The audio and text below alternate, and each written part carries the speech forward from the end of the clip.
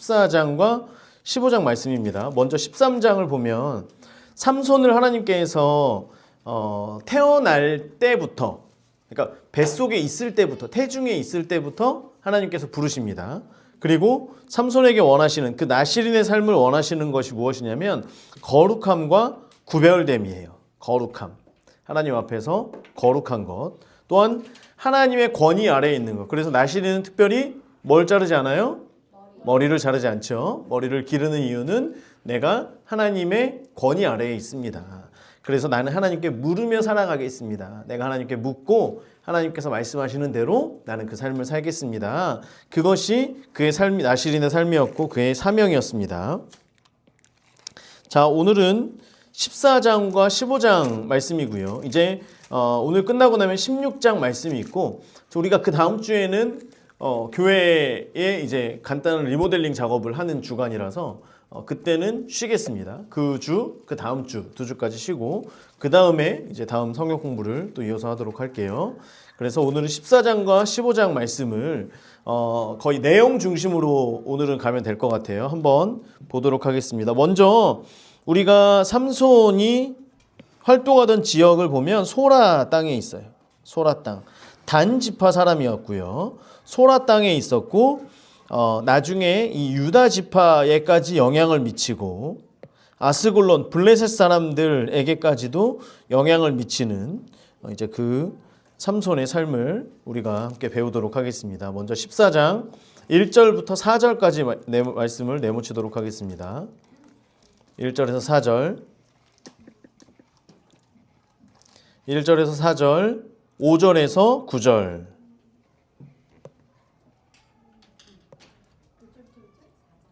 (1절에서 4절) (5절에서 9절)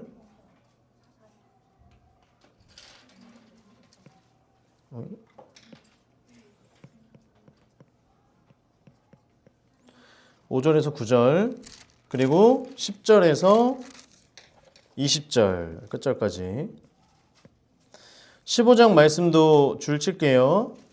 1절에서 13절까지.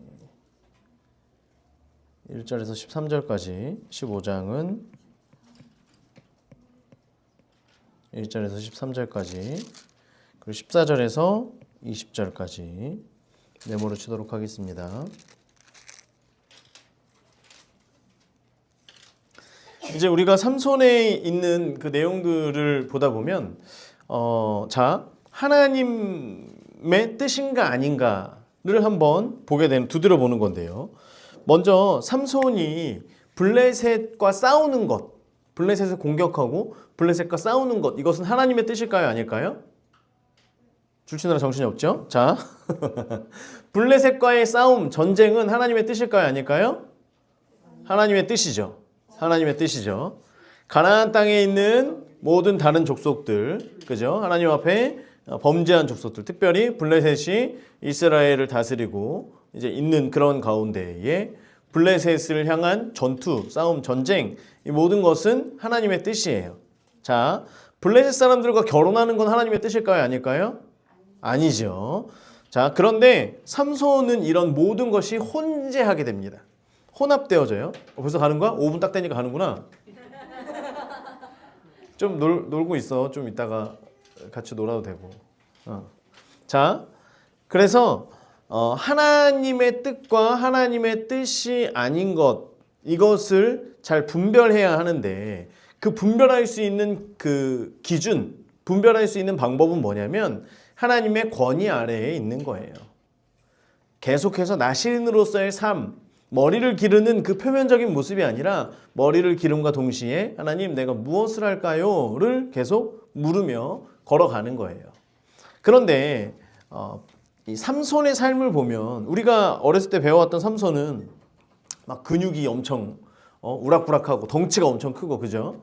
머리가 쫙 이렇게 예은이처럼 머리가 쫙 길고 그래서 뭔가가 누군가 건드리면 우와 하면서 가가지고 막 큰 거를 막 들고 다니고, 나중에 뒤에서 보면 알겠지만 여우를 막 잡아가지고 막 사람들을 막 때려가지고 죽이고, 이런 것들을 생각하는데 과연 그랬을까? 삼손이 과연 그렇게 누가 봐도 정말 힘있고 덩치가 큰 그런 사람이었을까? 이것도 한번 우리가 생각해 봐야 될 일이고요. 그리고 삼손이 하나님의 뜻대로 살아갔을까?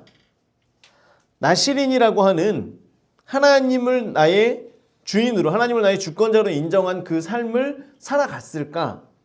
결론적으로는 그렇지 않다는 거예요. 삼손의 삶은 단 한 번도 하나님의 뜻대로 행하는 일들이 없습니다. 하지만 그런 삼손을 하나님께서는 사용하세요. 이게 참 놀라우면서도 하나님의 계획하심은 정말 놀랍구나. 하나님의 계획하심은 정말 우리가 생각할 수 없는 그런 일들로 이뤄가시는구나. 이제 이것들을 우리가 말씀을 통해서 보게 됩니다. 먼저 한번 보면서 한번 계속 볼게요. 자, 14장 1절부터 4절까지인데요. 삼손이 딥나에 내려가서, 딥나에다가 동그라미 치세요. 장소 파란색. 딥나에 내려가서는 노란색으로 치고요. 자, 딥나는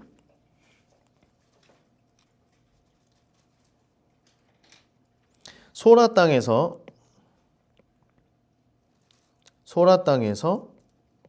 딥나로 가게 됩니다.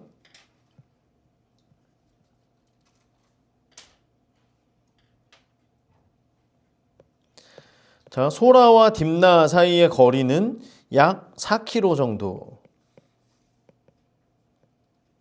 4km 정도.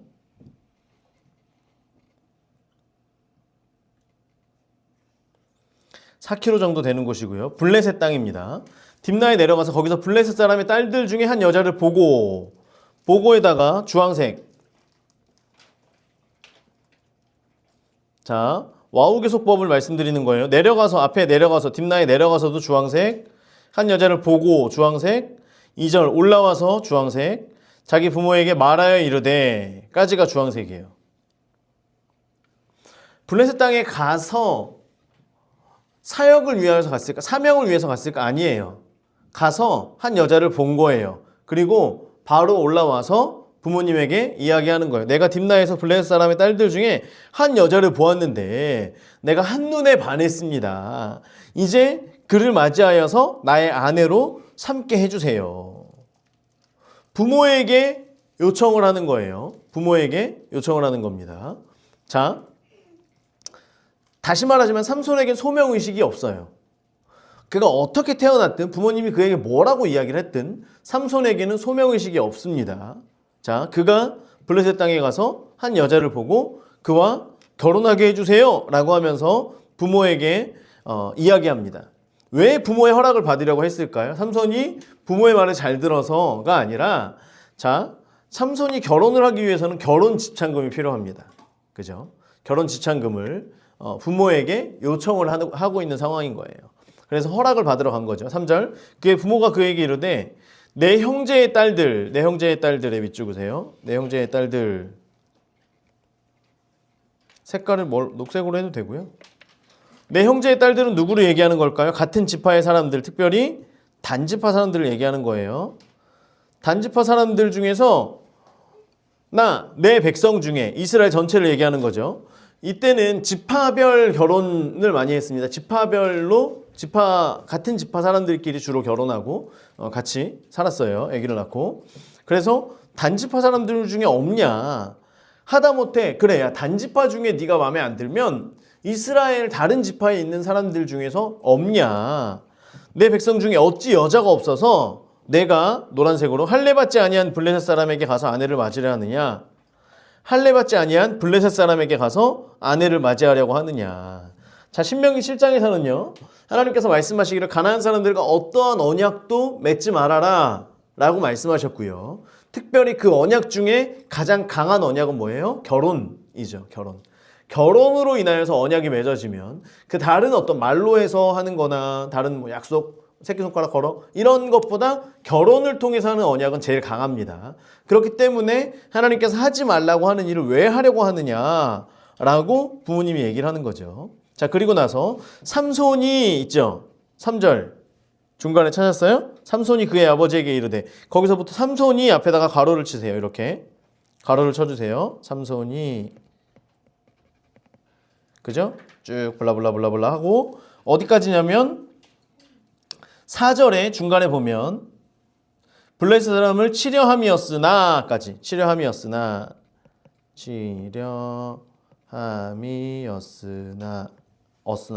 어스나까지 이렇게 가로를 쳐주세요.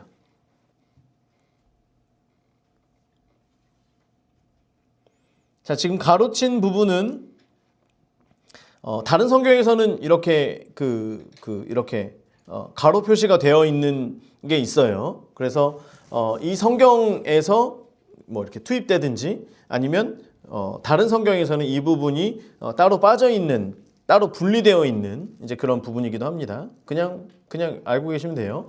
자, 보세요. 삼손이 그의 아버지에게 이르되 내가 그 여자를 좋아하오니, 내가에다가 동그라미 치시고요. 내가라고 하는 말은 아인이라고 해서 내 눈이라는 거예요. 내 눈. 자, 보세요. 내 눈이 그 여자를 좋아하오니, 좋아하오니에다가 밑줄그시고 노란색으로 기뻐한다는 거예요. 기뻐한다. 야샤르, 그래서 기뻐하다는 거예요. 그래서 내 눈이 그 여자를 보니까 어때요? 눈이 기뻐요. 눈이 즐거운 거예요. 이해가 되시죠? 내가 그 여자를 보니까 내 눈이 기쁜 거예요. 한눈에 뿅 간 거죠. 자, 그래서 나를 위하여 그 여자를 데려오소서, 이 얘기하는 거죠. 우리가 거의 대부분의 죄를, 우리가 눈으로 짓는 죄는 안목의 정욕이라고 하잖아요. 그죠? 눈으로 보고 그것이 나의 눈에 기쁜 거예요. 우리가 하지 말아야 될 것, 특별히 유튜브 이런 거 많이 보잖아요. 그죠? 많이 볼 때에 우리가 듣는 것으로도 하지만 우리 눈에 자극적인 것들을 우리가 보면서 그것을 빠져나오지 못하고 계속해서 보게 되죠. 이제 이런 것들과 마찬가지로 삼손이 자신의 안목의 정욕에 따른 그 죄를 사실은 자기 입으로 얘기를 하는 거예요.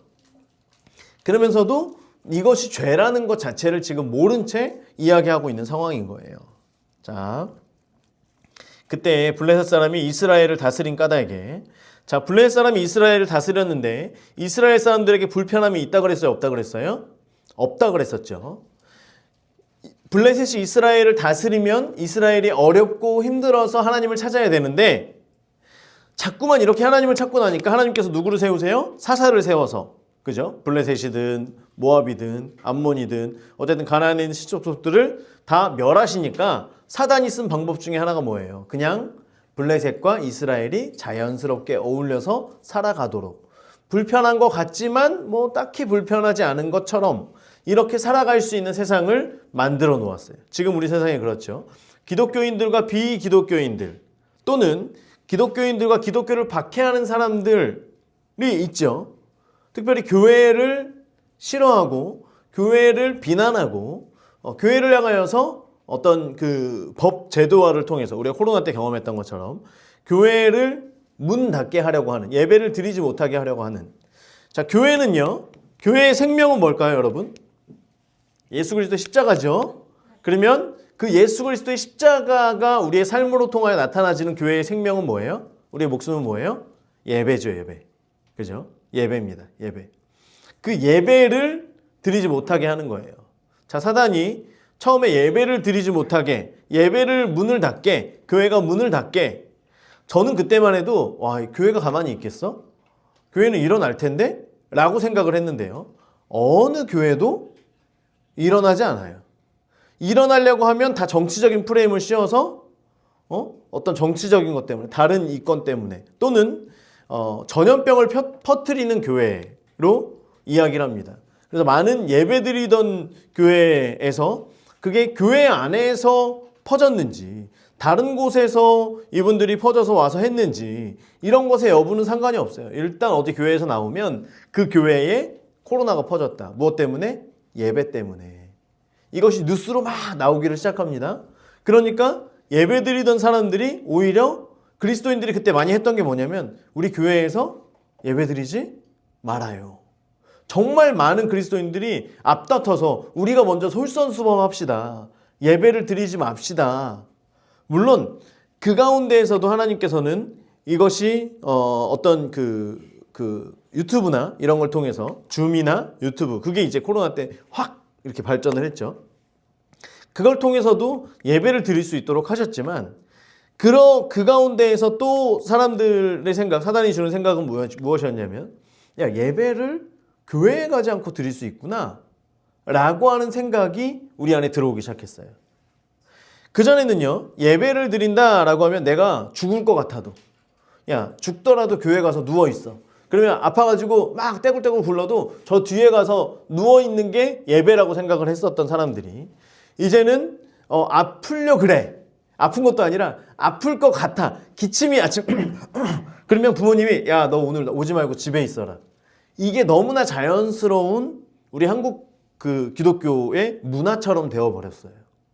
그래서 어떤 사람들도, 아, 목사님 몸이 좀 안 좋아서요. 그러면 목사님들도 저도 역시, 아, 그러면 쉬셔야죠 라고 얘기하는 게 너무나 당연한, 예전에는 그래도요 집사님, 그래도요 권사님, 교회 와서 오세요. 제가 기도할 테니까.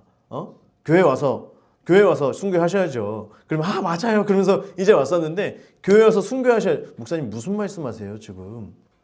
오히려 이상한 사람이 되어버리는, 굉장히 많이 바뀌었어요. 이게 이 이스라엘 사람들과 블레셋 사람들이 너무나 불편하지만 불편하지 않게 너무나 이런 삶을 살아가고 있고, 지금 우리도 그런 삶을 산다는 거예요. 자, 보세요. 그때 블레셋 사람이 이스라엘을 다스린 까닭에, 자, 삼손이 틈을 타서 라고 했는데, 삼손이 틈을 타서가 아니고 삼손에다가 X 치세요. 그 4절에 있는 삼손 글자에다가 X 치시고, 그가예요. 그가 3인칭 단수입니다.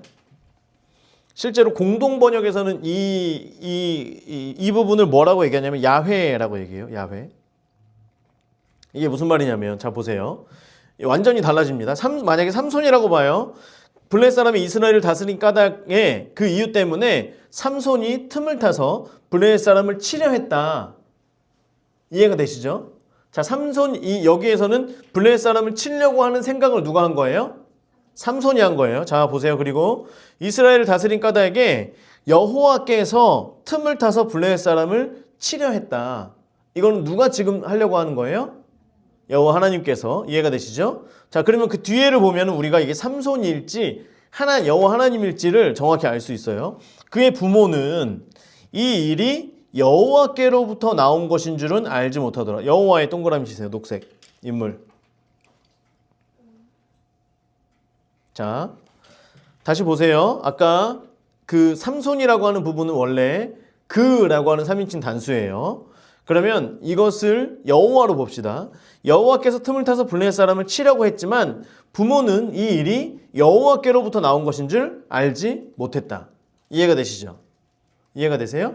자, 하나님께서는 삼손이, 제가 말씀드렸죠. 삼손이 자기가 자기 힘으로 어떤 사명을 감당하기 위해서 행동한 것은 일도 없어요. 그런 생각 자체가 안 보입니다. 안 보여요. 그냥 꾸역꾸역 삼손을 그나마 뭔가 좀 그래도 이 사람이 하나님의 그 사명을 감당했구나라고 넣으려고 하자면, 굳이 하면 지금 이 14장 4절 말씀을 넣어 볼 수는 있어요. 그런데 여기에서의 해석도 삼손이 삼손이라고 하는 단어로 나오는 게 아니라 그가예요. 그가 하려고 했으나 사람들은 그로부터, 여호와께로부터 나온 줄 알지 못했다라고 하는 거예요. 자, 여기에서의 행하려고 하는 일들은 뭐냐면 이스라엘과 블레셋의 관계를 깨뜨리는 거예요. 이해가 되세요? 블레셋과 이스라엘이 지금 불편하지만, 블레셋이 이스라엘을 다스리지만 너무 잘 살고 있어요. 이 관계를 깨뜨리려고 하는 거예요. 깨뜨리려고. 누구를 통해서? 삼손을 통해서. 삼손이 지금 사명을 감당하려는 생각이 있든 없든 하나님의 계획은, 하나님의 계획하심은 블레셋과 이스라엘의 관계를 완전히 떨어뜨리는, 완전히 깨뜨리는, 더 정확하게는 블레셋으로부터 이스라엘을 구원하려고 하는 하나님의 계획하심이 있었다라고 하는 거죠. 자, 그래서 5절, 삼손이 그의 부모와 함께, 노란색, 그의 부모와 함께 딥나에 내려가 딥나의 포도원에 이른즉 젊은 사자가 그를 보고 소리 지르는지라. 자, 결국에는 삼손이 이겨요? 부모님이 이겨요? 삼손이 이기죠. 삼손이. 그죠? 부모가 자식 이기는 부모는 없다. 그래서 계속해서 삼손이 얘기하니까 부모는 얘가 왜 이러나? 얘는 도대체 나시린으로 태어났는데 얘는 도대체 왜 이러는 거야? 왜 나시린으로서의 삶에 대한 것들은 없이 가장 하지 말아야 될 이방민족 블레셋 사람들과 결혼을 하려고 하는 걸까? 하지 말아라. 야, 주변에 얼마나 많냐? 없으면 딴 데 가서 이스라엘 민족 중에 우리 같은 민족 중에서라도 찾아라. 아닙니다. 아버지, 저는 그 여자 아니면 저는 죽을 거예요. 이러고 있는 거예요. 그러니까 못 이기고 이제 같이 내려가는 거예요. 여러분, 그런데요, 우리가 자녀들이 부모의 어떤 그 권위 아래, 부모의 그 그늘 아래에서 있을 때, 품 안에 있을 때에는 그나마 컨트롤이 돼요, 안 돼요? 돼요. 마지막 컨트롤이 되는 때가 이때예요. 지금 삼손과 같은 이때. 이것을 그냥 그래도 뭐 우리 아이가 마음은 착하니까 이렇게 하면서 여러 가지 이유와 갖가지 핑계를 가지고 어떤 신앙적인 부분들을 놓으면, 그러면 자녀는 그 놓아진 방향으로 직진해서 가는 거예요. 이해가 되시죠? 네. 그래서 계속해서 두드리고 계속해서 다시 안으로 끌어들이고 이런 것들을 계속 해나가야 되는 거죠. 자, 보세요. 6절. 이때 이 포도원은 뭐냐면 이 딥나 이 지역에 포도원들이 많이 있었어요. 우리 아가서에 보면 그 포도원들이 있는 것처럼 많은 포도원들이 있어요. 그럼 포도원에 있는 포도를 따먹고 하는 작은 여우들이 많이 있단 말이에요. 작은 동물들. 그죠? 이런 동물들을 잡아먹는 애가 누구예요? 사자. 그래서 사자가 있는 거예요. 사자가 여기에서 동물들을 잡아먹으려고 내려왔다가 지금 삼손을 만난 거예요. 그때 6절 주황색, 여호와 영이 삼손에게 강하게 임하니, 여호와 영이 삼손에게 강하게 임하니, 강하게 임하다에다가 보라색으로 밑줄으세요. 강하게 임하다 에다가 보라색으로 밑줄으시고요. 돌진하다는 거예요. 돌진하다. 그 뜻이 돌진하다. 강하게 임하다라고 하는 뜻이 돌진하는 거예요. 여호와 영이 삼손에게 성령이 강하게 임하는 거예요. 자, 그러면 우리가 성령이 임하면 뭘 받아요? 권능을 받죠. 성령이 임하면 권능을 받아요. 권능이라고 하는 건 파워입니다. 파워. 지드래곤. 파워가 권능이에요. 너희들 노래 부를 때, 지드래곤 노래 부를 때 권능이라고 불러야 돼. 이제 파워라고 부르지 말고. 알았어? 권능. 자, 권능이라고 하는 그 파워의 또 다른 그 권능의 의미는 뭐냐면, 뜻은 뭐냐면 두나미스. 뭔지 알죠? 뭐예요? 다이너마이트. 그죠? 권능은 두나미스입니다. 성령이 임할 때 권능이 우리에게 임하게 되는데, 권능이 주어지게 되는데, 그 능력은 다이너마이트와 같은, 두나미스, 다이너마이트와 같은 폭발력을 가진 그 일들이 우리 가운데 일어나게 되는 거예요. 자, 그래서 우리가 성령의 은사라고 할 때에 고린도전서 12장 7절을 보면, 제가 여러분 찾아볼까요? 고린도전서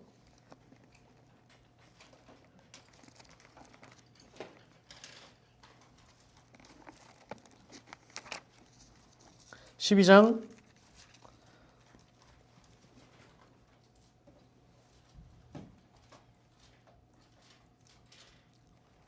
7절 읽어볼까요? 시작. 각 사람에게 성령을 나타내심은 유익하게 하려 하심이라. 8절.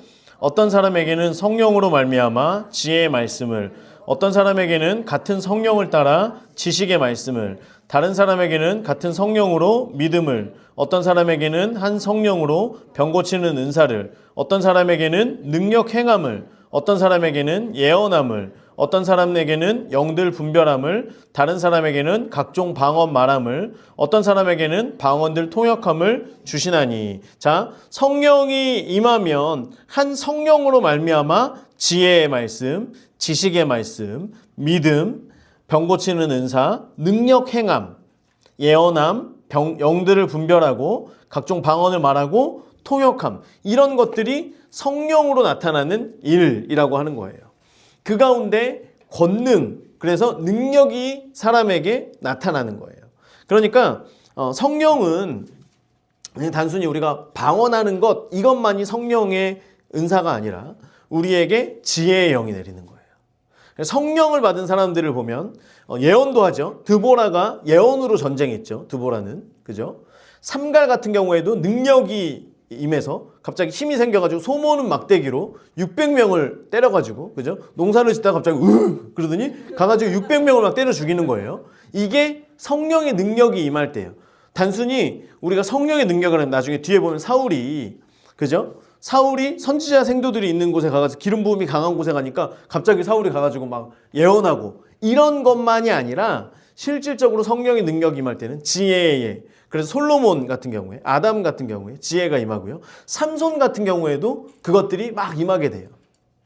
그래서 삼손에게는 특별히 성령의 은사들이, 지혜나 어떤 이런 은사들이 임하고요. 그리고 힘이, 능력이, 권능이 삼손에게 또 임하게 됩니다. 자, 보세요. 지금 이제 그 상황이에요.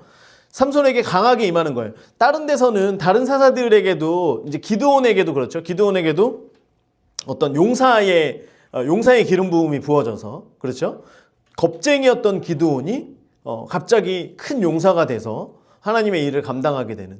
그러니까 성령의 능력은 우리가 너무나 제한하고 있는, 성령의 은사를 너무나 제한하고 있는 거예요. 그러니까 많은 사람들이, 많은 교회에서 성령을 우리는 성령님이 임하시고 성령님께서 함께 하신다는 걸 믿습니다. 여러분 믿으세요? 안 믿으세요?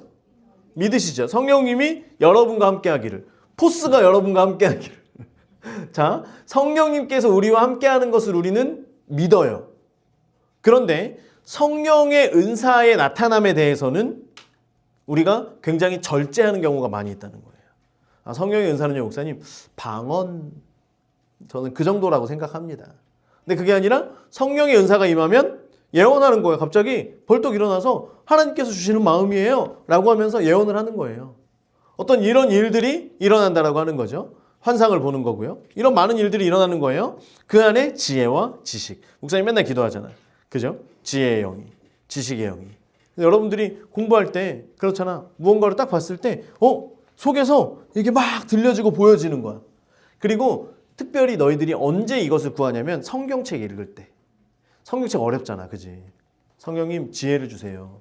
저에게 지혜를 주세요. 말씀을 알 수 있는 지혜를 주세요. 진짜 사모함으로 말씀을 이해할 수 있는 지혜를 주세요. 말씀을 이해하잖아? 그러면 세상에 있는 다른 것들은 다 이해가 될까 안 될까? 다 되는 거야. 이해가 되니? 그러니까 여러분들이 특별히 공부할 때 지혜의 영을 주세요. 지식의 영을 주세요. 그래서 무언가를 보면 꿰뚫어 볼 수 있는 그런 총명함이, 지혜가 임하게 해주세요. 이런 것들을 위해서 기도하는 거예요. 성령이 임할 때 이런 것들이 나타난다는 겁니다. 자, 특별히 삼손에게는 힘이 세지는 거예요. 능력이 나타나는 거예요. 그가 손에 아무것도 없이 그 사자를, 염소 새끼를 찢는 것까지 찢었으나, 사자를, 염소를 찢는 것 같이 쫙 입을 찢었는지 아무튼 쫙 찢었대요. 다 찢었어요. 그는 자기가 행한 일을 부모에게 알리지 않았더라. 노란색. 자기가 행한 일을 부모에게 알리지 않았어요. 왜 알리지 않았을까? 왜 알리지 않았을까? 사자를 죽이면 죽은 동물의 사체를 만지게 되는 거죠. 죽음. 나시린은 죽음과 가까이 하면 안 되는 거예요. 그래서 죽이는 것도 안 됩니다. 파리가, 모기가 나를 물고 있어도 죽이면 안 돼요. 모기의 빨대 정도는 꺾을 수 있어도 죽이면 안 돼. 모기를. 날개를 떨어뜨려서 고문을, 그건 되나? 자, 그래서 부모에게 알리잖아요. 부모에게. 시체를 가까이 하면 안 돼요. 그러니까 나시린으로서 삼손은 성공한 삶이에요? 실패한 삶이에요? 실패한 삶이죠. 그냥 바로 성경에서 나오는 시작이 되는 데서부터 이미 그의 삶 자체가 실패한 삶이에요. 자, 그가 내려가서 그 여자와 말하니, 그 여자는 아내를 얘기하는 거예요. 아내를 맞이할 사람, 아내와 말하니 그 여자가 삼손의 눈에 들었더라.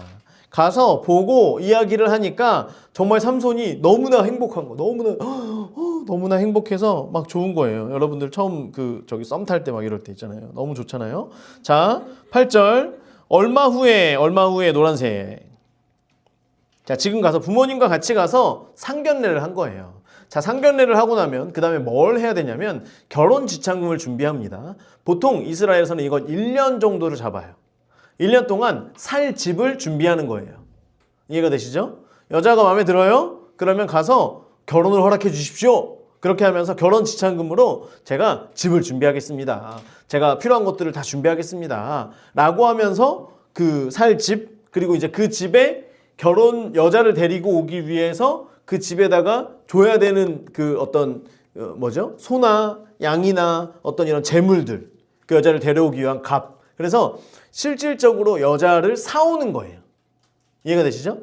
물론 사랑하는 마음이 있어야 되겠지만 그 여자를 사오는 개념입니다. 그래서 우리가 나중에도 이제 보면 알겠지만 레위인의 첩이 이렇게 갔을 때 레위인이 가서 데리러 가잖아요. 첩을 데리러 갔을 때 아버지가 이렇게 맞이했다가 다시 데려간다고 하니까 너무나 좋아하죠. 왜냐하면 다시 내 딸이 우리 집에 다시 들어왔어. 수틀리면 빠꾸해. 그래가지고 빠꾸하라 그랬더니 진짜 빠꾸했어. 왔어. 그럼 그때부터 문제가 뭐예요? 나는 소울이를 보내면서 결혼지참금을 받았어. 1억 받았어요. 아린이를 보내면서 1억을 받았어. 하늘이 4명 보내 4억을 받았어요. 4명이 갑자기 다 남편들이랑 싸우더니 다 들어왔어. 그럼 나는 이거 갚을 수 있어요? 없어요? 없어요. 그러니까 소울아 다시 가서 잘 생각해봐. 아린아 가서 잘 살아야지. 이 4명을 계속해서 나는 구슬리는 거예요. 왜? 아빠는 뭐가 없단다? 할렐루야. 자, 그러니까 이 결혼 집착금이 굉장히 중요한 의미가 있어요. 가서 이걸 준비하는 거예요. 얼마 후에 이걸 준비한 거예요. 삼손이 그 여자를 맞이하려고 노란색. 다시 가다가 지금 가는 건 뭐 하러 가는 거예요? 이제는 결혼을 하러 가는 거예요. 그 전에 갔을 때는 상견례를 하러 갔어요. 상견례를 하러 갔을 때 자기 혼자 이렇게 잠깐 갔는데 사자를 만나서 어떻게 해서 사자를 찢어서 죽였어요. 1년 정도의 시간이 지나서 이제는 진짜 결혼을 하려고 내려가고 있어요. 그런데 돌이켜 그 사자의 주검을 본 거예요. 그때 가다가 생각이 난 거야. 그때 내가 여기 지나가다 작년에 그 사자 저기 했는데 내가 입을 다 찢어가지고 죽였었는데 이게 생각이 난 거예요. 그래서 지나가는데 그게 그대로 남아 있어요. 그런데 다른 동물들이나 이런 것들이 딴 건 다 먹어치우고 뭐만 남았을까? 뼈만 남아 있어요. 1년 동안 뼈를 놔뒀더니 뼈가 건조하게 이렇게 있는 거예요. 그러고 나니까 그 뼈 사이사이에 벌들이 집을 짓기를 시작한 거예요. 벌들이 그 뼈에다가 집을 지은 거예요. 그래서 벌떼와 꿀이 있는지라. 자, 손으로 그 꿀을 떠서 걸어가며. 자, 떠서에 밑줄긋이고요. 떠서에 노란색. 긁어서 취하다 적어주세요. 긁어서 취하다. 떠서 걸어가며 긁어서 취하는 거예요. 그러니까 자, 동물의 사체를 만지면 돼요? 안 돼요? 안 돼요. 이미 동물 죽였어요. 나시린으로서 실패했어요. 자, 1년 뒤에도 가서 이제 일반적이라면 우리가 일반적인 어떤 나시린의 그리스도인으로서의 이런 삶을 살았다라고 한다면 그때 내가 그러면 안 됐었는데 라고 하면서 그죠? 다시 그 동물을 봤을 때 내가 그때 하나님 말씀대로 행하지 못했던 것들이 생각이 나야 되는데 그게 아니라 그걸 봤더니 그 안에 꿀이 있고 벌집이 있고 꿀이 있으니까 이건 뭐예요? 대박이지 대박. 와 대박. 이게 이 안에서 벌들이 살아? 그러면서 가서 꿀을 가지고 오는데 그냥 꿀을 이렇게 조금 찍어가지고 이렇게 먹는 게 아니라 어떻게 했다고요? 다 긁어서 벌이 하면서 하는데 다 나와. 그래가지고 벌들도 막 다 잡아갖고 죽이고 막 긁어가지고 이렇게 해가지고 이렇게 가지고 온 거예요. 지금 꿀을. 자 보세요. 걸어가며 먹고 그의 부모에게 이르러 그들에게 그것을 들여서 먹게 하였으나 그 꿀을 사자의 몸에서 떠왔다고는 말하면 돼요? 안 돼요? 말하면 안 돼요. 말하면 안 돼요. 그죠? 나의 죄는 내가 알아요. 그런데 다른 사람들에게 나의 죄를 고백하지 않아요. 그러니까 점점 죄는 더 어두운 곳으로 보이지 않는 곳으로 들어가게 되는 거예요. 하지만 누구나 아세요? 하나님은 알고 계세요. 자, 이렇게 해서 갔더니 어머니 아버지 꿀이 있어요. 야 무슨 꿀을 어디서 가지고 왔냐? 저기 오다가요 꿀이 있더라고요. 이렇게 그래서 제가 가지고 왔어요. 그래서 지금 이제 아버지와 부모님과 같이 이 꿀을 나눠서 먹는 거예요. 자, 삼손이 지금 벌써 사자를 찢어 죽인 것, 그리고 사자의 그 뼈에 있는 꿀을 가지고 온 것. 지금 이것은 이스라엘 단 진영 안에서 있는 일이에요? 블레셋 땅에서 있는 일이에요? 블레셋 땅에서 있는 일이죠. 블레셋 땅에서. 삼손의 모든 죄는 블레셋 땅에서 집니다. 무슨 말이냐면 삼손이 이스라엘 땅에서 죄를 지을 수 있었을까 없었을까? 없었겠죠. 왜? 이스라엘 모든 사람들이 지금 삼손이 뭐라는 걸 알아요? 나실인이라는 걸 알지. 그러니까 삼손이 어디만 걸어가서 뭐 만지려고 하면 사람들이 다 쳐다보고 있어. 나쁜 짓을 하려고 하면 다 보고 있어. 삼손 혹시? 아니야. 그러니까 이게 계속해서 자꾸만 음지로 들어가게 되는 거예요. 나는 하나님 앞에서 사명 감당할 생각이 1도 없어. 그런데 왜 부모님은 나를 서운해가지고 말이야. 내가 머리를 자르지 못하는 것도 죽겠는데 비듬막 나오잖아. 얼마나 힘들어. 그런데 가렵고 옛날에 이도 많았다고 얘기했지. 막 이러고 있는데 이런 어떤 일도 못해. 할 수가 없는 거예요. 할 수가 없는 거야. 사람들이 모두가 다 나를. 어쩌면 그런 압박도 삼손이 많이 갖고 있지 않았을까. 생각도 한편으로 해봐요. 그런데 그럼에도 불구하고 하나님 앞에 그렇게 서운한 나실인의 삶이 어떤 삶인가. 진짜 그 신앙인다운 삶을 살았어야죠. 신앙인다운 삶을.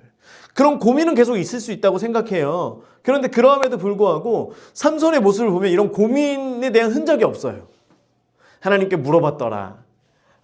하나님께서 어떻게 이렇게 하라는 말씀을 해주셔서 했더라. 하나님과 물으며 나의 권위를 하나님께 맡기며 이렇게 해나가는 삶의 모습이 그냥 없어요. 없어. 그럼에도 불구하고 삼손이 어디를 가가지고 자꾸만 일을 터뜨리면 하나님께서 그래도 하나님의 계획하심이 있기 때문에 아까 4절에서처럼 하나님의 계획이 있기 때문에 하나님께서 야 이때 삼손이 완전히 잘못을 해가지고 완전 망나니 짓을 해가지고 지금 무언가 일을 하고 있지만 됐어. 어쨌든 이걸 통해서 하나님은 일을 이루어 가시는 거예요. 그러니까 성령의 은사를 부어주셔서 삼손이 갑자기 해가지고 사람들을 막 죽이고 이런 일들이 지금 일어나는 거예요. 삼손의 모든 삶은 지금 그렇습니다. 사실은. 자 보세요. 어디죠? 10절. 삼손의 아버지가 여자에게로 내려가매 삼손이 거기서 잔치를 베풀었으니 자 보세요. 고대 근동 지역에서의 결혼식은 신부를 신랑이 데려가는 거예요. 결혼식 잔금을 주고 신랑이 데려가서 새로 살 집에서 7일 동안 혼례 잔치를 하면서 하는 거예요. 그리고 신랑의 친구들이 와서 같이 파티를 하는 거예요. 자, 이 블레셋 사람들의 그것도 비슷했던 것 같았는데 다른 게 뭐냐면 신랑이 신부의 집에 가서 잔치를 하는 거고요. 그리고 거기를 갈 때 친구들을 데리고 가는 거예요. 그런데 삼손이 어땠는지 모르겠지만 왜 그랬는지 모르겠지만 지금 친구들이 없어요. 보세요. 자 11절 무리가 삼손을 보고 무리에다가 밑줄으시고요. 처갓집 식구들을 얘기하는 거예요. 처갓집 식구들이 삼손을 봤더니 삼손에게 친구가 있어요 없어요? 아유 우리 저기 사위는 왕따인가 봐.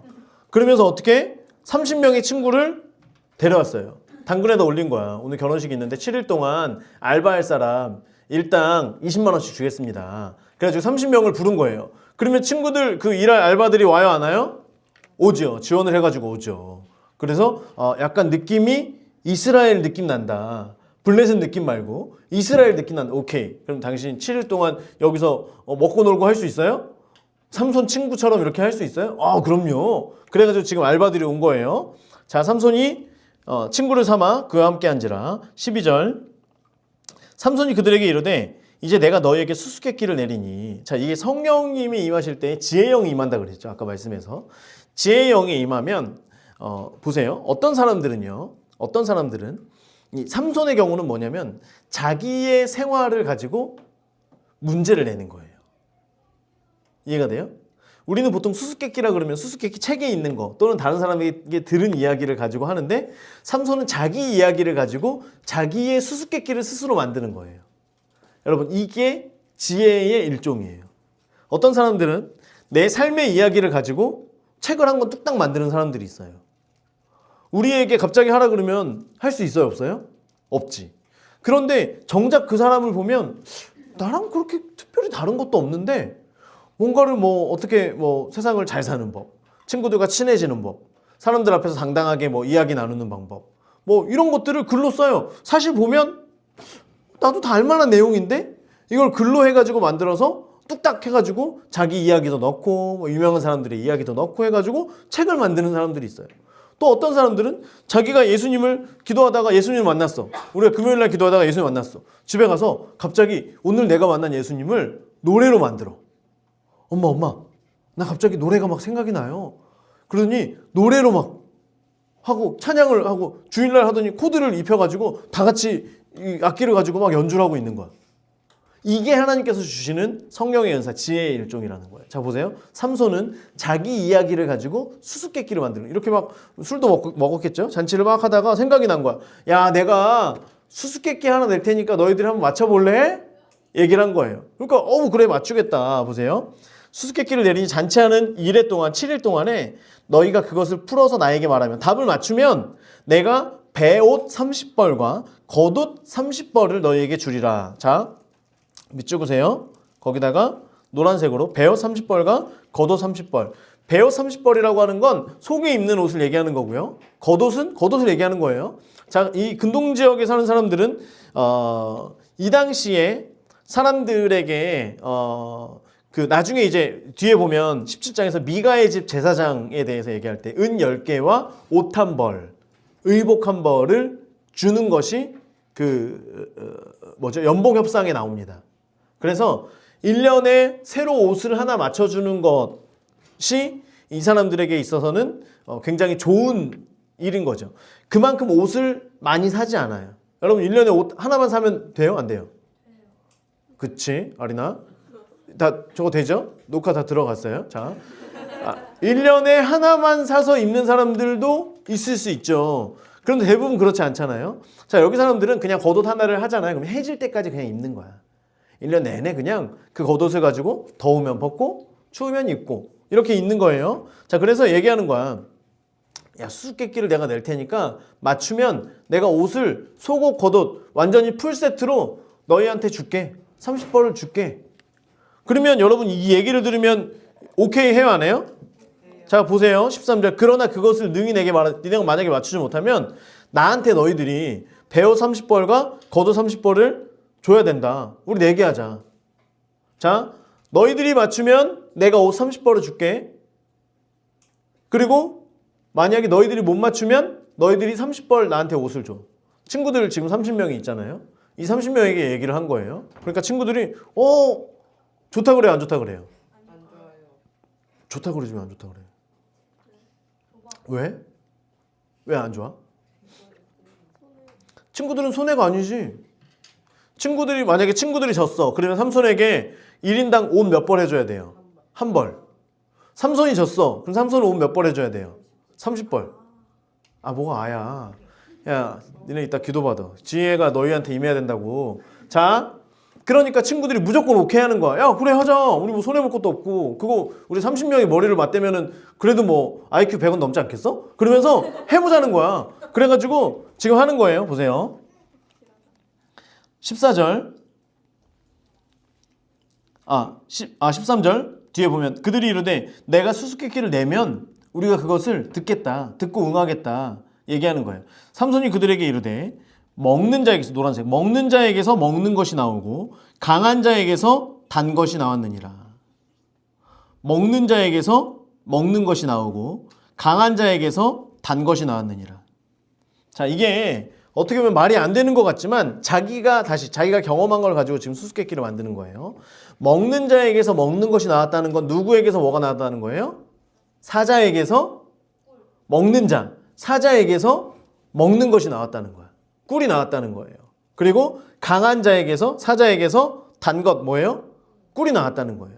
사실 우리가 알고 보면 진짜 약간 라임도 맞춘 거잖아. 그지? 먹는 자에게 먹는 것이 나왔다. 강한 자에게서, 강한 자는 이제 쓰다, 이제 이렇게 표현이 되잖아요. 강한 것, 거기에 쓴 것, 매운 것, 강한 것, 거기에서 달달한 것이 나왔다. 굉장히 지혜로운, 우리가 지금 이게 뭔가 라임을 잘못 맞춰서 그러는데 이게 굉장히 라임이 굉장히 잘 맞는 이제 그런 수수께끼예요. 자, 친구들이 사흘이 되도록, 하루 이틀 사흘, 3일째가 되도록 수수께끼를 풀어요, 못 풀어요? 못 풀어요. 자, 15절에 일곱째 날이라고 나왔는데 나흘이에요, 나흘. 7일이 지금 다 지난 게 아니에요. 나흘이에요, 나흘. 사흘 동안 고민했는데 답이 나와요, 안 나와요? 안 나와요. 그래서 넷째 되는 날에 그들이 삼손의 아내에게 이르되 너는 내 남편을 깨워서 수수께끼를 우리에게 알려달라고 얘기해라. 그렇지 않으면 밑줄 너와 내 아버지 집을 불사를 거야. 니네가 우리 소유를 뺏고자 해서 우리를 지금 청한 거 아니냐. 자, 당근에다가 알바를 불렀어요. 하루에 20만 원씩 준다고 했어요. 그런데 이때 옷 한 벌은 굉장히 비싼 옷이란 말이죠. 1년 동안 입는 옷, 튼튼하고 비싼 옷을 얘기하는 거예요. 이 옷을 지금 사준다. 당근으로 간다 그랬더니 주인 아저씨가 갑자기 수수께끼를 맞추셔야지 이 돈을 드리고 못 맞출 경우에는 당신들이 100만 원짜리를 옷을 저에게 사줘야 됩니다. 그러면 속은 거야 안 속은 거야? 속은 거지 속은 거지. 당근에서 속은 거야. 빨리 경찰서 신고해야 되는 거야. 자, 친구들이 와서 보니까 야 막 너무 답답하고 짜증이 나는 거예요. 야 알바래매 지금 뭐 하는 거야? 우리 진짜 이거 못 맞추면은 열받으면은 니네 집 다 불살라 버릴 거야. 이렇게 지금 협박을 하는 거예요. 자, 그래서 야 일부러 지금 니네 지금 짜고 치는 거지. 우리 지금 벗겨 먹으려고 이렇게 하는 거 아니야? 이렇게 하는 거예요. 자, 16절. 삼손의 아내가 그의 앞에서 울며 이르되 당신이 나를 노란색 미워할 뿐 사랑하지 아니하는도다. 여자의 눈물이죠. 여자의 눈물. 자, 속지 마세요. 우리 민족에게 수수께끼를 말하고 그 뜻을 내게 알려주지 아니하는도다. 나를 사랑한다면 여보 답을 얘기해줘야지. 나도 그 답이 너무 궁금한데 왜 나한테 그 답을 얘기 안 해주는 거예요. 삼손이 그에게 이르되 보라 내가 그것을 노란색 나의 부모에게도 알려주지 아니하였거든. 나의 부모에게 알려주지 않았대요. 부모에게 알려주면 돼요 안 돼요? 안 돼요. 왜? 이건 비밀이잖아 비밀. 답이 문제가 아니라 내가 부정한 것을 만졌다는 그게 비밀이잖아요. 그러니까 부모한테도 말할 수 없는 건데 삼손이 이게 딱 생각이 났던 거야. 그래서 부모에게는 말도 못하는 거예요. 7일 동안 이제 나머지 남은 날 동안에 그들이 잔치할 때 그의 아내가 그 앞에서 울며 그에게 강요함으로. 자 보세요. 이게 만약에 7째 날에 그렇게 얘기했으면 삼손이 뭐라 그랬겠어요 아내에게? 여보 하루만 참아. 무슨 말인지 알겠는데 하루만 참아.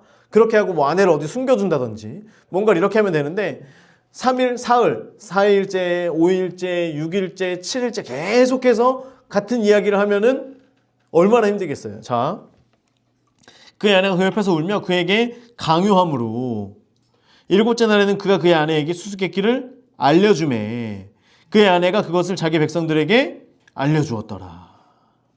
자, 가서 다 얘기해 준 거예요. 7째 날에 해 지기 전에. 자, 블레셋은 해가 지고 밤이 돼야지 이제 다음날 넘어가는 거기 때문에 마지막 날 해 지기 전에 서굽 사람들이 삼손에게 이르되 얘기하는 거예요. 무엇이 꿀보다 달겠으며 무엇이 사자보다 강하겠느냐? 무엇이 꿀보다 달겠으며 그게 꿀이지? 그리고 무엇이 사자보다 강하겠느냐? 강한 건 사자 얘기하는 거지? 이렇게 하면서 이걸 약간 노래처럼 에에에에에에에 하면서 이런 식으로 막 놀리는 거예요 삼손을. 삼손이 어떻게 돼요? 열받지. 삼손이 그들에게 이르되 너희가 내 암송아지로 밭갈지 아니하였더라면 내 수수께끼를 능히 풀지 못하였으리라. 지금 내 아내를 닥달해가지고 이렇게 하지 않았으면은 수수께끼를 풀지 못했을 거야 하면서 지금 막 지금 생각하니까 너무 열받아. 왜냐하면 지금 이제 삼손이 내기에서 졌잖아요. 분명히 이거는 이기는 게임인데 이기는 수수께끼인데 졌잖아요. 그러니까 이제는 자기가 뭘 준비해야 돼요? 옷을 30벌을 준비해야 돼요. 30벌을 준비할 거란 생각도 없었겠죠. 그런데 지금 30벌을 준비하게 됐어요. 지금 막 열받아가지고 그러고 있는데 19절 그때에 여호와의 영이 삼손에게 갑자기 임하시매. 주황색. 아까 6절 말씀과 같은 뜻이에요. 그죠? 여호와의 영이 삼손에게 강하게 임하는 거예요. 갑자기 그런데 지금 삼손은 뭐한 상태예요? 화가 나 있는 상태지. 완전 열받아 있는 상태죠. 자, 그때에 이제 여호와의 영이 임하는 거예요. 삼손이 이게 이제 하나님께서 하시는 게 아까 4절에 블레셋 사람 이스라엘 다스린 까닭에 하나님께서 틈을 타서 블레셋 사람을 치려하는 그 하나님의 계획하심이 여기에 있는 거예요. 야 이때야 삼손 이때야 그러면서 톡 건드리니까 삼손이 해가지고 지금 보세요 19절 삼손이 아스글론 밑줄 장소 파란색 블레셋 땅에 내려가서 그곳 사람 30명을 쳐 죽이고 노란색 30명을 쳐 죽이고 노력하여 수수께끼 푼자들에게 옷을 주고 심히 노하여 그의 아버지 집으로 올라갔고. 자, 가서 블레셋 사람들에게 옷을 주기 위해서 어디에서 옷을 구해요? 블레셋 땅에 가서 거기에 가니까 아스글론에서 잘 살고 있는 블레셋 사람들이 있어요. 가서 막 시비를 거는 거야. 야, 니네 나보다 세? 야, 니네 나랑 싸워서 이길 수 있겠어? 목숨 걸고 한번 싸워볼 거야? 일로 와. 야, 30명 나와. 30대 1로 싸워. 그래가지고 30명을 다 그 자기네 좀 편한 쪽으로 이렇게 데리고 가서 싸우는 거야. 툭툭툭 해가지고 한 대에 한 명씩 해가지고 죽이고 옷을 홀딱 벗겨가지고 와서 그 문제 푼 사람들에게 다 던져주고 열받아가지고 이제 아버지 집으로 다시 돌아가 버렸어요. 아내를 거기 그냥 놓고 열받아서 혼자 갔어요. 그러니까 삼손의 아내는 삼손의 친구 장인이 보니까 지금 파혼이 난 거 아니에요. 그죠? 파혼이 난 거예요. 그러니까 삼손이 우리 딸을 싫어가지고 지금 버리고 갔구나 생각을 해서 삼손의 친구였던, 실제로는 친구가 아니죠. 그냥 그 당근 알바 온 30명 중에 한 명 보니까 그냥 뭐 허우대가 멀쩡하거든. 자네 내 딸이랑 결혼할래나? 너 그 표정 뭐야? 할 거야 안 할 거야? 한다 그래야지. 승현아, 내 딸이랑 결혼할래나? 그러면 승현이 말고 준수 빨리 데리고 와. 자, 그래서 그의 친구에게 주는 거예요. 그의 친구에게 줘버립니다. 자, 15장 바로 이어서 갈게요. 얼마 후. 자, 얼마 후는 아까 이제 그 삼손이 집을 준비했던 기간처럼 이게 단순히 며칠이 아니에요. 시간이 꽤 지난 거예요. 한참 뒤에 밀을 거둘 때에 이때 밑줄 그으시고 5월 6월이에요.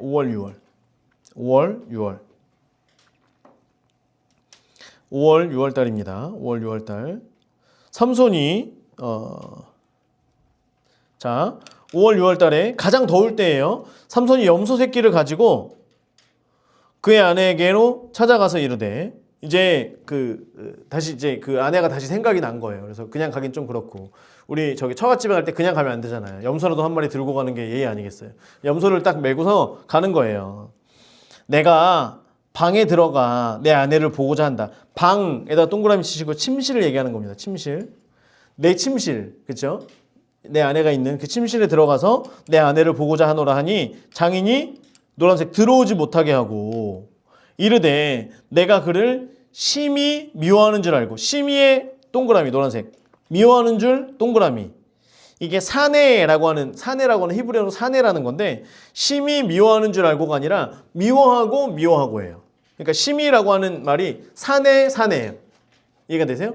당신이 내 딸을 미워하고 또 미워하고 엄청 미워하는 줄 알고, 왜냐하면 결혼하기로 해놓고 잔치까지 다 하다가 그냥 놓고 가버렸으니 지금 얼마나 미웠으면 갔을까 해서 그를 내 친구에게 주었노라. 거기 있던 그 알바온 저기에게 줬다. 그의 여동생이 그보다 더 아름답지 아니하냐. 이 동생이 있는데 동생이 더 예쁘다. 너 몰랐냐? 야, 소울이가 아니라 아린이가 훨씬 이쁘다. 아린이랑 같이 살을래? 승현아? 그러니까 열받는 거예요. 내가 지금 좋아하는 사람은 첫째지, 당신 둘째가 아니라고요. 열받아가지고 이제 보세요. 3절. 삼손이 그들에게 이르되 이번은 내가 블레셋 사람들을 해할지라도, 노란색 블레셋 사람들을 해할지라도라고 하는 것은 라예요. 라가 뭐냐면 이스라엘 백성들이 여호와의 목전에 그 악을 행하였더라. 라 같은 말이에요. 악을 행하였더라. 내가 블레셋 사람들에게 악으로 행할지라도, 악하게 할지라도를 얘기하는 거예요. 그들에 대하여 내게 허물이 없다. 노란색 허물이 없다. 내 행위가 정당하다. 내가 무슨 짓을 해도 지금 이것은 다 정당방위야. 지금 당신이 먼저 잘못한 거야. 지금 삼손이 화가 났죠. 자, 지금 삼손이 화난 이 상황, 하나님의 사명, 하나님 부르심과 관련이 있어요, 없어요? 일도 없죠. 자, 보세요, 계속. 그런데 이제 그러고 가서 하는 게 뭐냐면, 삼손이 가서 여우 300마리, 밑줄 여우 300마리. 자, 여우 300마리에 대한 해석. 여우는 혼자 삽니다. 여우는 각개전투예요. 각개전투. 여우는 여러 마리가 없어요. 그래서 많은 사람들이 여우 농장이 이 지역에 블레셋 지역에 있었을 것이다 라고 이야기하지만 또 다른 여러 가지 해석 중에 하나가 자, 두 개가 다른 애들입니다. 그 성경에서의 단어로 따지면 승냥이를 얘기하는 승냥이.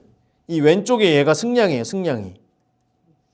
오른쪽에 얘는 뭐냐면 얘는 자칼.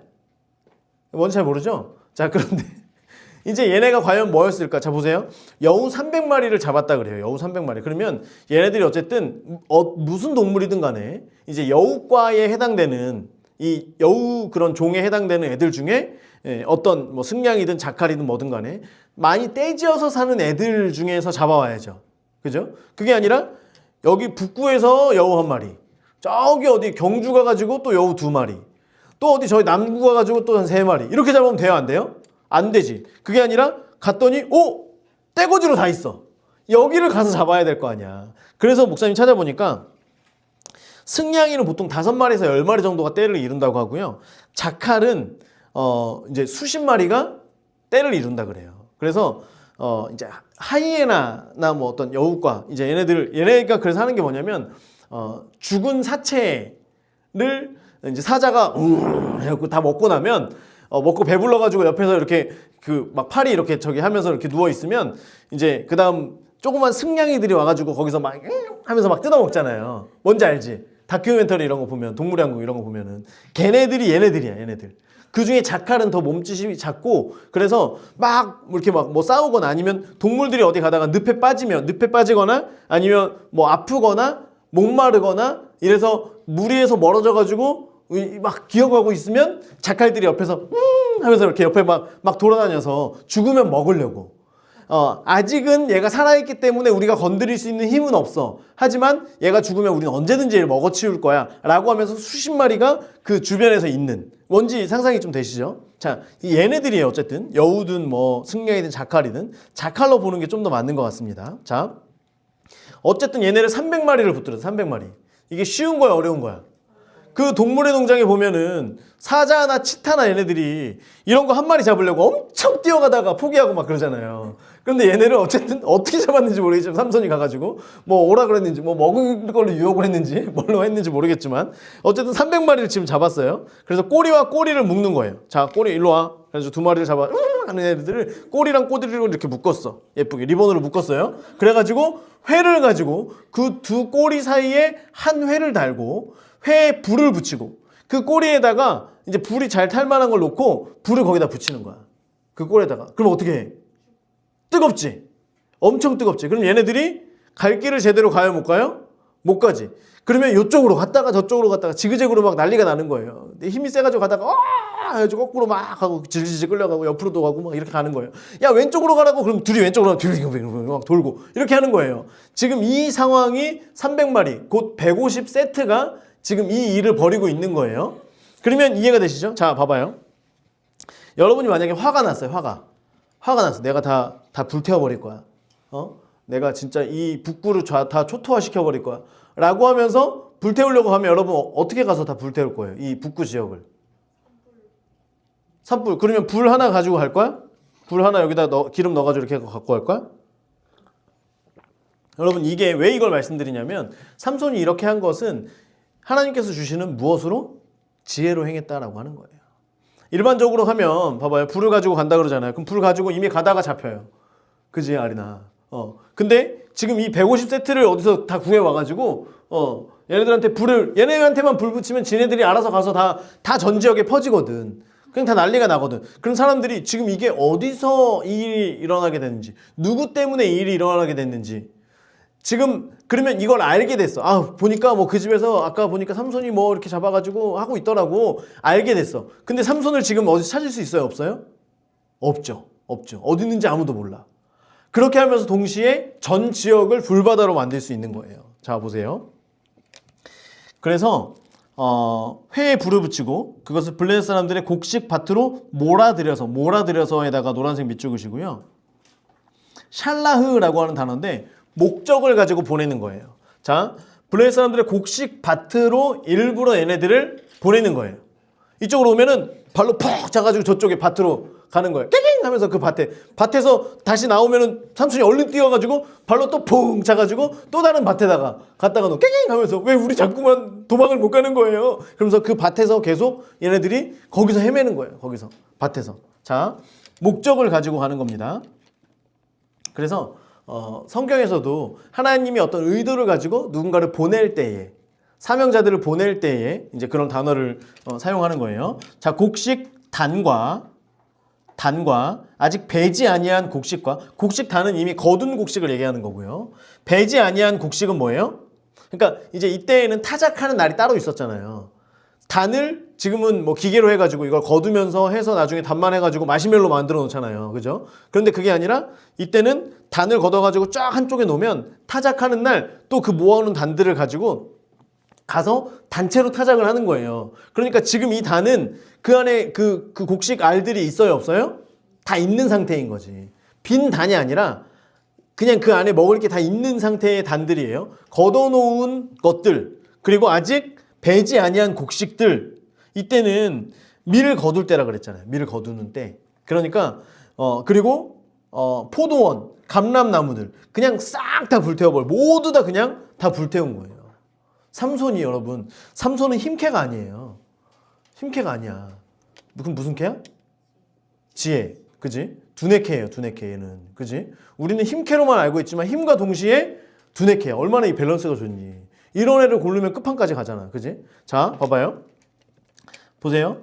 블레셋 사람들이 이르되, 야, 누가 이 일을 행했냐? 사람들이 얘기하는 거야. 딥나 사람 사위 삼손이 이 상황을 다 사람들이 아는 거야. 왜냐면 서로 그걸 봐왔잖아요. 갑자기 준수가 어디 갔다 오더니 나 와이프 생겼다? 그러는 거야. 어떻게? 그래가지고 야 뭐 이러 해가지고 진짜? 야 대박. 이러고 있는 그걸 다 아는 거예요. 장인이 삼손의 아내를 빼앗아 그의 친구에게 준 까닭이라 블레셋 사람들이 올라가서 그 여인과 그의 아버지를 불사르니라. 노란색. 그 여인과 그의 아버지를 불사르니라. 자, 삼손을 찾으려고 그러면 삼손 어디 갔어? 그놈 어디 갔어? 아무도 몰라. 그럼 야 이거 어떻게 해야 될까? 사람들이 막 지금 사람들 너무나 흥분해 있죠. 삼손이 흥분해가지고 이 일을 해서 블레셋을 완전 초토화시키니까요. 블레셋 사람들이 이제 완전히 흥분을 해가지고 삼손을 찾으려고 하는데 삼손이 없어요. 그러면 삼손이 사랑하는 그 여자와 그의 아버지를 불러 태우는 거예요. 그러면 누가 오겠지? 삼손이 화가 나서 오겠지. 이놈의 자식 오면은 다 죽여버릴 거야. 라고 하면서 여인과 아버지를 불사르니라. 자, 7절 삼손이 그들에게 이르되 너희가 이같이 행하였은즉 내가 너희에게 원수를 갖고 와야 말리라. 노란색 원수를 갖고 와야 말리라. 이제 삼손이 열 받아요, 안 받아요? 아까는 아버지 때문에 열 받았는데 그 열 받은 아버지와 또 내 사랑했던 두고 갔던 여자지만 어쨌든 내 사랑하던 그 여자를 지금 불살랐으니 나도 그러면 가만 안 둘 거야. 내가 가만히 있을 순 없지. 라고 하면서 지금 완전 열받았어요. 그래가지고 보세요.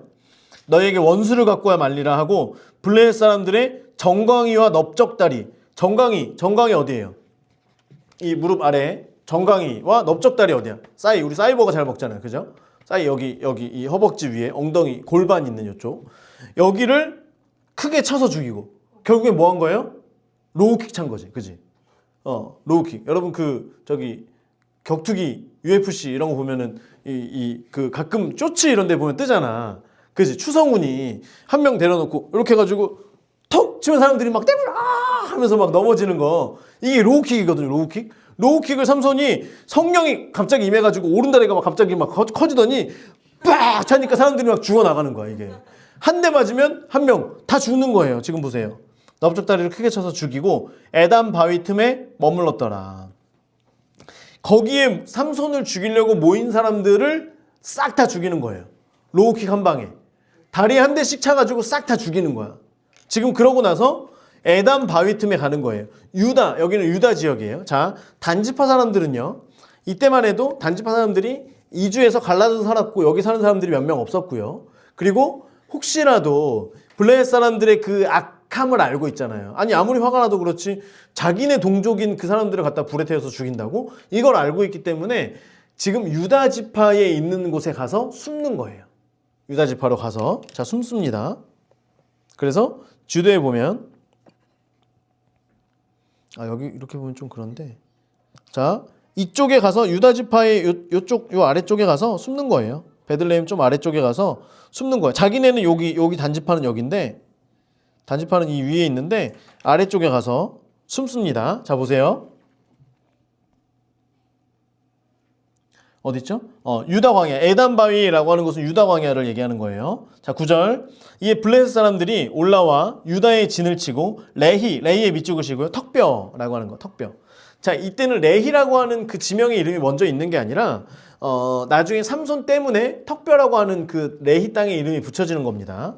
자, 블레셋 군대가 레히에 다 모인 거예요. 10절. 유다 사람들이 이르되 너희가 어찌 올라와서 우리를 치느냐. 유다 사람들 입장에서는 황당하죠. 갑자기 블레셋 사람들이 와가지고 전쟁을 하자는 거예요. 유다는 이스라엘 이 많은 사람들은 불편해도 블레셋 사람들과 잘 살았거든요. 야, 우리가 니네 필요한 거 다 줬잖아.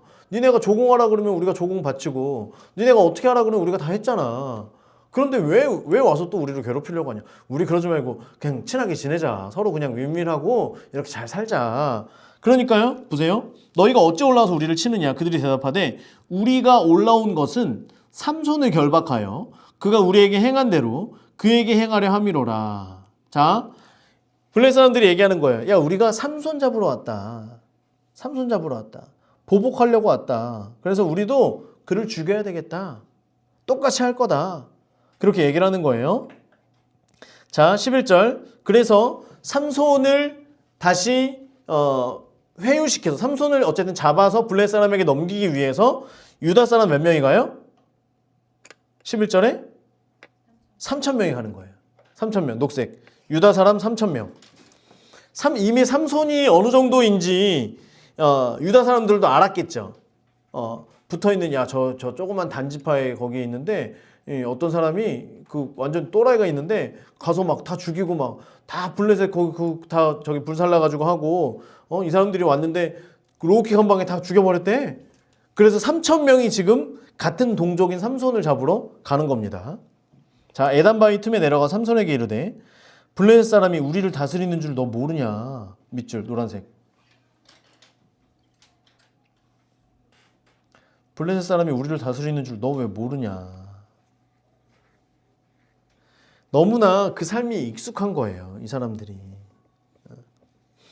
여러분, 유다 지파는요. 에브라임 지파와 더불어서 결국에 유다 지파는 유다의 사자, 그 장자 지파로서의 명맥을 이어가거든요. 특별히 사사기 1장에서도 보면 야, 누가 먼저 그 땅을 차지하러 갈래? 라고 하니까 유다 지파가 자기네가 먼저 가라 그래요. 간다 그래요. 이 유다 지파의 아름다움이 있었어요. 유다 지파는 야, 싸우자 그러면 가서 굽히지 않고 싸우던 지파 사람들이에요. 그런데 이제는 그 자신들의 어떤 그 속성과 자신들이 가지고 있는 힘과 이런 것을 동족을 사단에게 내어주는 데에 그 힘을 사용하게 됩니다. 이미 어떤 분별도 없고요. 무엇이 옳고 그른지도 없고 그냥 내가 잘 살면 되는 거예요. 내가 잘 살면. 내가 잘 살고 사람들과 마찰이 없으면 되는 거. 많은 그리스도인들이요. 이 땅 가운데에서 이야기를 할 때에 사람들과 믿지 않는 사람들 또는 우리를 비난하거나 이런 사람들과의 좋은 관계를 위해서 내가 하지 말아야 될 일들도 하는 거예요. 삼손을 넘겨주는 거예요. 그 죄악된 게 뭔지 알면서도 그냥 그것이 그렇게 한번 눈 감고 이것만 하고 나면 그러면 사는 게 편해요, 안 편해요? 편한 거예요. 편한 거예요. 굳이 힘든 일을 만들 필요가 없는 거예요. 굳이 기독교가 왜 욕먹으냐. 욕먹지 말고 우리 친하게 지내자. 서로 가깝게 지내자. 싸우지 말자. 지금 이걸 하고 있는 거예요. 자, 보세요. 삼손이 그들에게 이르되 그들이 내게 행한 대로 나도 그들에게 행하는 거다. 지금 삼손이 블레셋을 치는 목적은 이게 하나님의 사명이기 때문이다. 하나님이 그들을 진멸하라고 했기 때문이다가 아니라 그 사람들이 나한테 행한 게 있으니까 나도 보복할 것뿐이다. 나도 보복하는 것뿐이다. 라고 자기의 정체성, 말도 안 되는 그 정체성을 얘기를 하고 있는 거예요. 자, 내 소유권을 빼앗아 갔으니 나도 빼앗아 갈 거다. 그냥 망나니처럼 행하고 있는 거죠. 12절 그들이 삼손에게 이르되 우리가 너를 결박하여 블레셋 사람의 손에 넘겨주려고 내려왔노라 하니 삼손이 그들에게 이르되 밑줄 너희가 나를 치지 아니하겠다고 내게 맹세해라. 지금 유다 사람들은요 대놓고 얘기하는 거예요. 야, 우리는 세상과 짝하고 싶다. 우리는 세상에서 문제 없이 잘 살고 싶다. 그러니까 거기다가 네가 초치지 말아라. 야, 너 혼자만 거룩한 것처럼, 야, 너 혼자만 유별난 것처럼 얘기하지 말고 그냥 우리 잘 살자. 얘기하는 거예요. 근데 삼손이 얘기합니다. 너희가 나를 치지 않는다고 맹세해라. 이것은 너희들이 나를 죽이는 것에 대한 두려움이 아니라 행여나 나를 건드리려고 하면 내가 갑자기 또 해가지고 너희를 한 대씩만 때려도 너희는 다 죽는다. 이걸 알고 있는 거예요, 삼손은. 그러니까 그냥 나를 저 사람들한테 넘겨주기만 해라. 난 너희도 죽이고 싶지 않아. 지금 이 얘기를 하는 겁니다. 13절.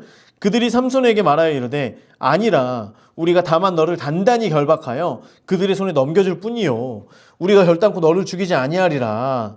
그러면서 3,000명 중에 가장 힘센 사람들이 조심 와가지고요 삼손의 손을 새 밧줄 둘로 결박하는 거예요.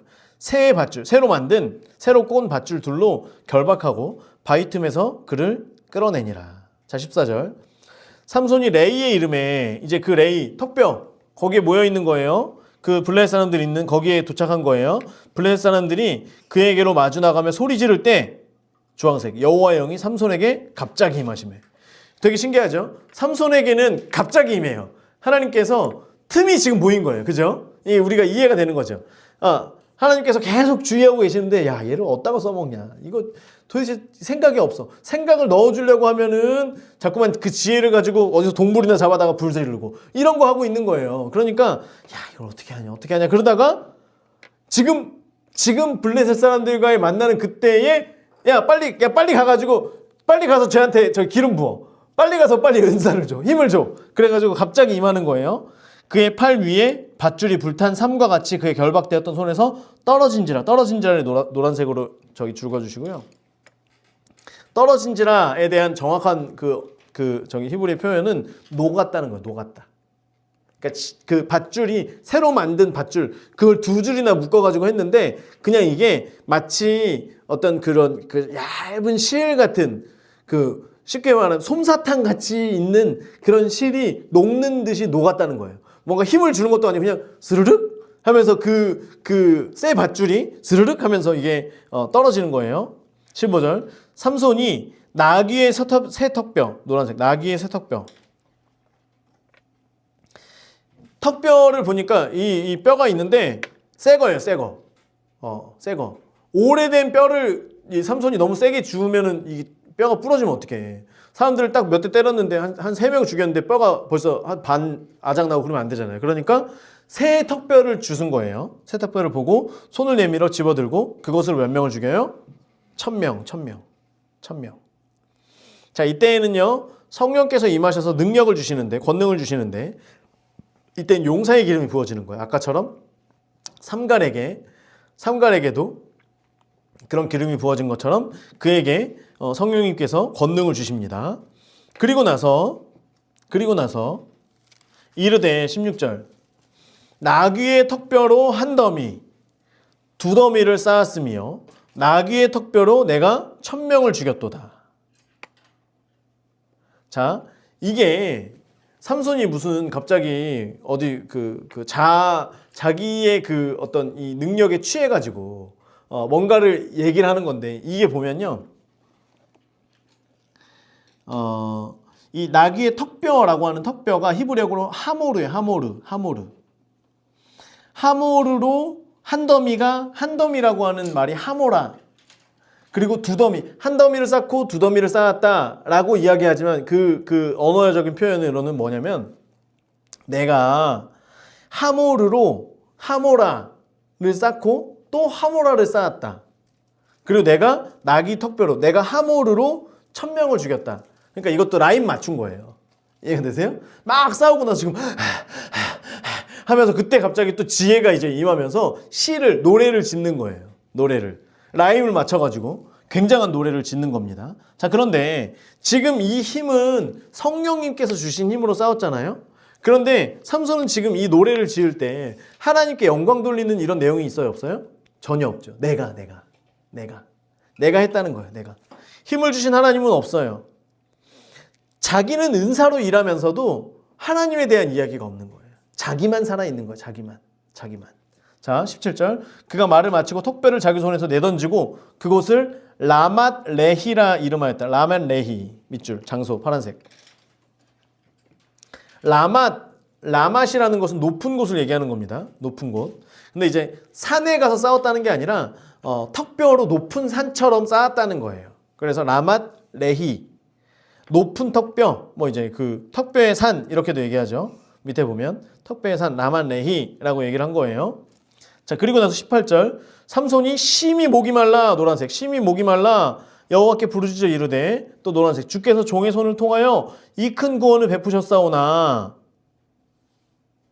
내가 이제 목말라 죽어서 할례 받지 못한 자들의 손에서 떨어지겠나이다. 자, 하나님의 영이 임했을 때 삼손은 하나님을 노래했어요, 안 했어요? 안 했어요. 그런데 언제 하나님을 노래해요? 자기가 목이 말라서 죽을 것 같으니까 하나님을 찾는 거예요. 자, 삼손이 지금까지 한 번도 기도하지 않다가 처음으로 기도합니다. 언제요? 목마를 때. 죽을 것 같으니까 이 중동 지역에서 여기에서 물을 구할 수가 없잖아요. 너무 목말라서 지금 죽을 것 같은 거예요. 그래가지고 하나님께서 그 전에 성령님이 아무리 강하게 임하고 임해도 삼손은 하나님을 노래하지 않아요. 하나님께서 하셨구나 라고 인정하지 않아요. 그냥 자기 하고 싶은 대로 그냥 망나니의 삶을 살아요. 그러다가 하나님께서 야, 이 녀석 이거 안 되겠는 거예요.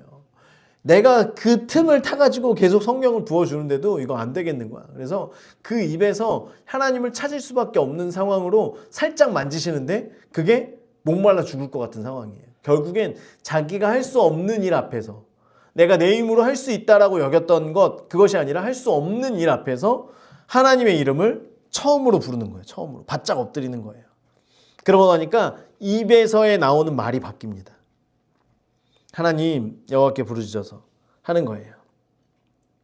자, 19절. 하나님이 레히에서 거기에서 한 우묵한 곳을 터뜨리시니, 이것은 샘물을 터뜨리신다는 거예요. 이스라엘 백성들이 길 가다가도 목이 마를 때 하나님께서 샘을 터뜨려 주시는 것처럼 이제 그곳에 샘이 있는 그 지역을 하나님께서 터뜨려 주셔서 거기서 물이 솟아나온지라. 삼손이 그것을 마시고 정신이 회복되어 소생하니 그러므로 그 샘 이름을 엔핫고레라고 하는 건 부르짖음의 샘물이에요. 부르짖음의 샘물. 그래서 삼손은 여전히 부족해요. 여전히 너무나 부족하고 여전히 자기 분대로 움직이는 사람이고 사명에 대한 생각이 1도 없는 사람이에요. 부모님이 사실 그렇게 얘기했을 거 아니에요. 야, 내가 너를 낳기 전에 우리 부모님들이 태몽을 수십 년이 지나도 아직도 잊지 않고 기억하시는 것처럼 얼마나 부모가 삼손에게 얘기했겠다. 너 나실이냐? 알아요. 야, 그때 하나님의 사자가 나타나서 우리가 죽을 뻔했는데 이렇게 알아요. 그럼 100번 넘게 들었어요. 이걸 하고 있는데도 결국에 그걸 아무리 100번 1000번을 얘기해도 삼손은 사명의 길로 걸어가지 않아요. 하지만 하나님께서 부르시고 하나님께서 직접적으로 만지시고 또한 그 일들을 통해서 하나님은 그 틈 사이에서 하나님의 일들을 행하시고 삼손을 통하여서 하나님의 계획하심이 어쨌든 있었기 때문에 그 일들을 행하시고 또한 삼손은 그 가운데서 계속 깨닫지 못하다가 자기가 할 수 없는 것 앞에서 결국엔 하나님의 이름을 부르고 하나님의 이름으로 부르짖는 자의 샘물이라고 하면서 그곳에 이름을 짓게 됩니다. 그때에 비로소 20절 블레셋 사람의 때에 삼손이 이스라엘의 사사가 됩니다. 20년 동안 사사로 지내게 돼요. 하나님의 이름을 1도 부르지 않았을 때 하나님께서 아무리 사사로 쓰시고 싶어도 계획하심은 있었지만 쓰실 수가 없는 거예요. 이미 사람들을 많이 죽였으면 사람들 앞에 세워서 사사로 삼을 만한데 그때가 아니라 마지못해 자기 죽을 것 같으니까 하나님의 이름을 부르던 그때에 야, 그래, 그거라도 다행이다. 그리고 사실은 너뿐만이 아니야. 지금 모든 이스라엘 백성들이 다 그래. 특별히 너의 부모는 그렇지 않았기 때문에 나는 너의 부모에게 허락하고 그리고 너를 통해서 내 일을 이루어 가려고 했던 거야. 하지만 너도 살다 보니 다른 그 문화에 젖어서 주변의 시대적인 상황에 젖어서 그렇게 살고 있지. 그래, 그래도 내 이름을 부르니 내가 너를 들어쓰고 내가 너를 통해서 민족의 구원을 이루어 가겠다. 그 역사를 이루어 가겠다라고 하시는 거예요. 여러분, 삼손의 삶을 볼 때에 그가 과연 성공적인 사사였을까? 아니면 실패한 사사였을까?